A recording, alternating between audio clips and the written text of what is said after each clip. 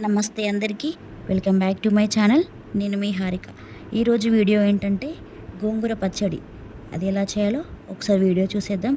ముందుగా ఒక కడాయి పెట్టి అందులో 2 స్పూన్స్ ఆయిల్ వేసుకొని ఇక్కడ నేను పచ్చిశనగపప్పు, మినప్పప్పు, ధనియాలు, ఎండుమిర్చి వేసి కొంచెం ఫ్రై చేసుకున్నాను. అది కొంచెం ఫ్రై అయ్యాక ఒక ప్లేట్లోకి తీసుకొని పక్కకు పెట్టేసుకోవాలి.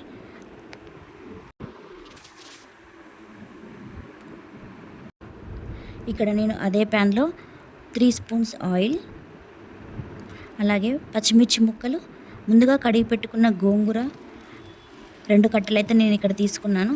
మంచిగా కడుక్కొని పక్కకు పెట్టేసుకొని వాటర్ అంతా వెళ్ళిపోయాక ఇలా ఫ్రై చేసుకోవాలి. ఫ్రై చేసుకున్న తర్వాత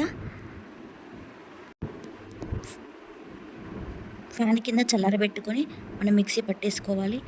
అసలు ఈ గోంగూరలో ఎంత కాల్షియం, విటమిన్స్ ఉంటాయో మీకు తెలుసా? గోంగూర తినడం వల్ల న్యూట్రియంట్స్ బాగుంటాయి. ఇందులో విటమిన్ సి కూడా బాగుంటుందండి. ఇది మన హెల్త్కి కూడా ఎంతో మంచిది.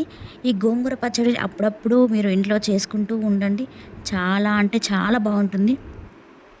ఈ గోంగూర చట్నీ చేసుకున్నప్పుడు అసలు మనకు తెలియకుండానే మనం అన్నం ఎంతో తినేస్తూ ఉంటాం. అలాంటప్పుడు మన హెల్త్కి కూడా చాలా మంచిది. అలా స్కిప్ చేస్తామండి మనం కూడా. సో అప్పుడప్పుడు మీరు కూడా ఇంట్లో ట్రై చేస్తూ ఉండండి. ఇక్కడ గోంగూర కూడా చల్లారిపోయాక ముందుగా ఫ్రై చేసి పెట్టుకున్న పప్పు దినుసులు, అలాగే గోంగూర 2 కలిపి మిక్సీ పట్టేసుకున్నాను, కొంచెం ఉప్పు వేసి. సో తర్వాత ఇక్కడ నేను పోపు పెట్టేసుకుంటున్నాను. ఆయిల్, జీలకర్ర, ఆవాలు, ఎండుమిర్చి, కరివేపాకు, కొంచెం సన్నగా తరిగి పెట్టుకున్న ఉల్లిపాయ ముక్కలు కూడా వేసి, గోంగూర మిక్సీ పట్టుకున్న గోంగూర కూడా అందులో వేసి కలుపుకుంటాను. అది కొంచెం ఆయిల్లో కుక్ అయ్యాక పక్కకు పెట్టేసుకోవడమే, అంతే. ఎంతో టేస్టీ అయిన గోంగూర చట్నీ రెడీ.